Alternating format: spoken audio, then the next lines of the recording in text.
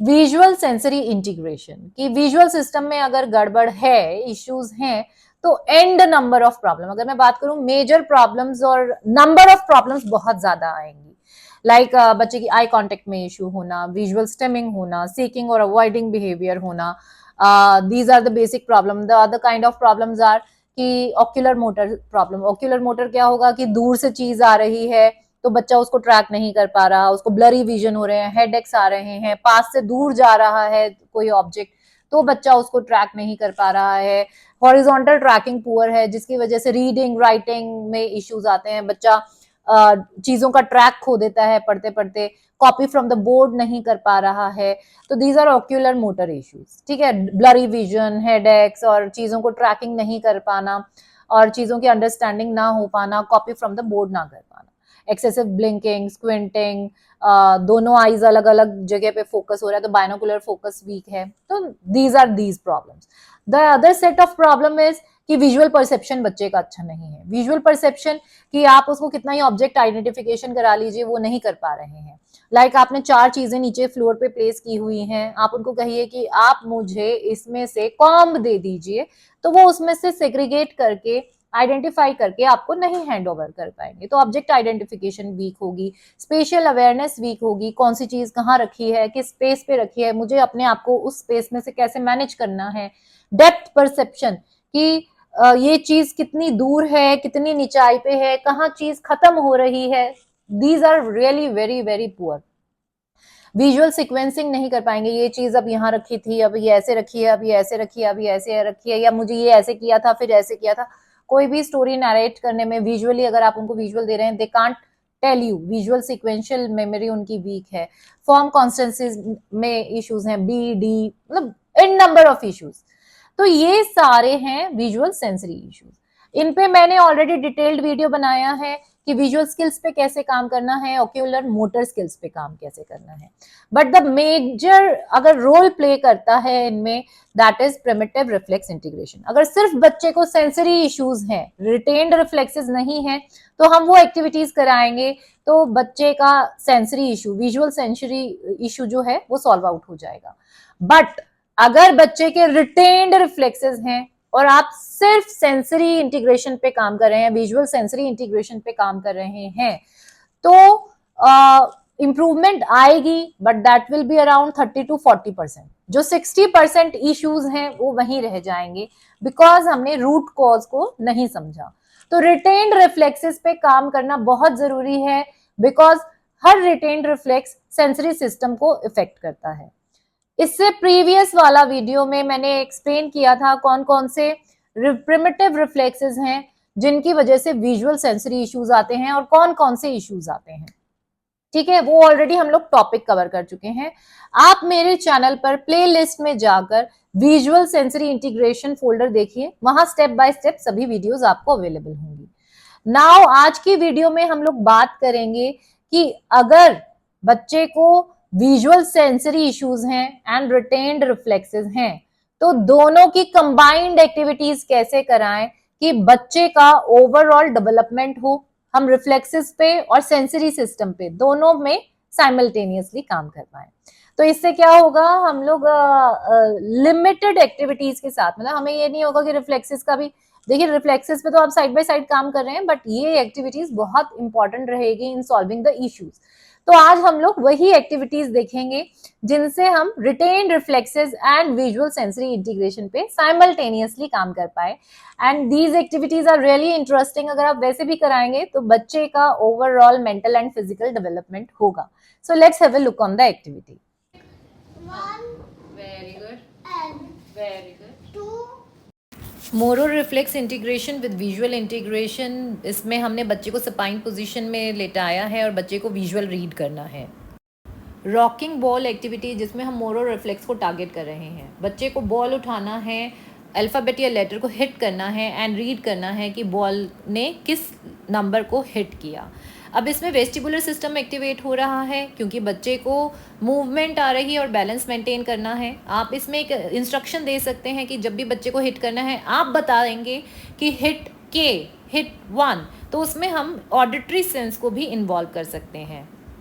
इस एक्टिविटी में हम TLR रिफ्लेक्स, टोनिक लेब्रिंथाइन रिफ्लेक्स पे काम कर रहे हैं। टमी टाइम बच्चे को दे रहे हैं, हमने बॉल दी हैं, बच्चे को अल्फ़ाबेट पे हिट करना है। जिस अल्फ़ाबेट को बॉल हिट करेगी वही बच्चे को बोलना है, तो विजुअल स्किल एक्टिविटी है। This activity is TLR and ocular motor activity. बच्चे को बॉल को कैच एंड थ्रो करना है और दोनों साइड्स में जो अल्फ़ाबेट एंड लेटर्स लिखे हैं उनको रीड करना है, like G2K13B।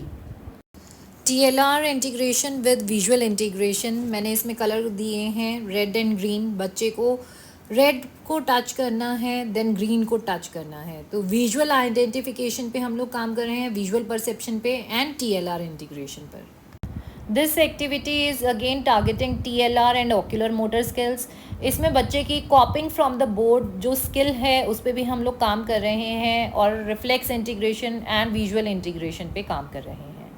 This activity is targeting ATNR reflex and visual skill. दोनों साइड्स पर फ्लैश कार्ड रखे हैं, बच्चे को ऑल्टरनेट वो रीड करने हैं, like T, capsicum, pencil, tomato.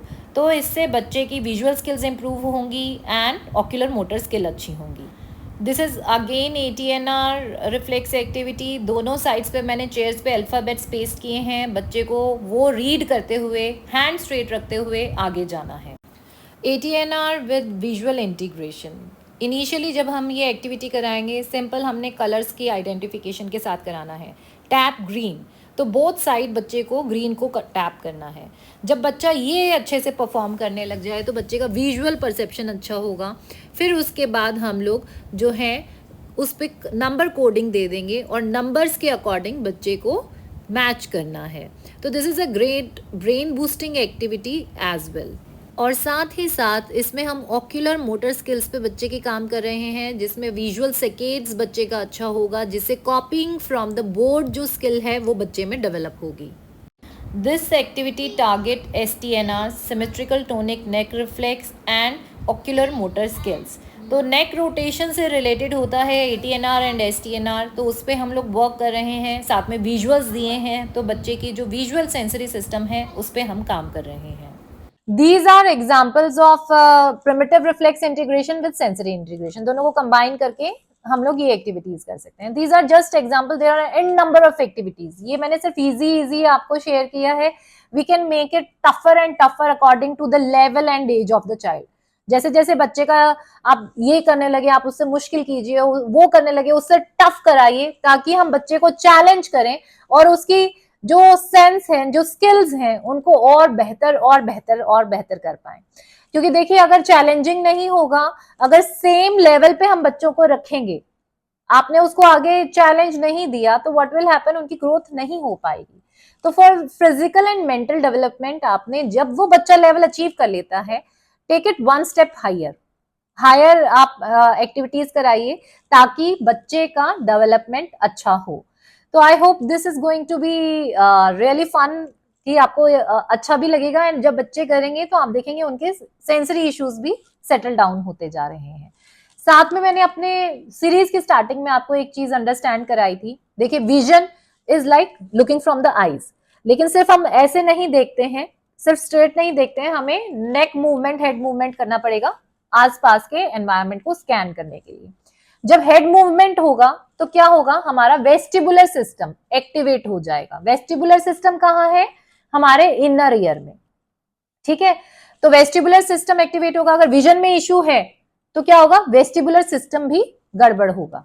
और वेस्टिबुलर सिस्टम कहां से कनेक्टेड है, because it is in the inner ear. और हियरिंग, जो हमारा ऑडिटरी सेंस है, उसको इफेक्ट करता है। तो ये तीनों सेंसेस हैंड इन हैंड चलती है। अगर विजुअल में इश्यू है तो वेस्टिबुलर और ऑडिटरी सेंस में भी इश्यूज होंगे। तो हमको तीनों की एक्टिविटीज कंबाइन करनी है। वो कैसे कर सकते हैं, मैं अपकमिंग वीडियोस में जरूर आपके साथ शेयर करूंगी।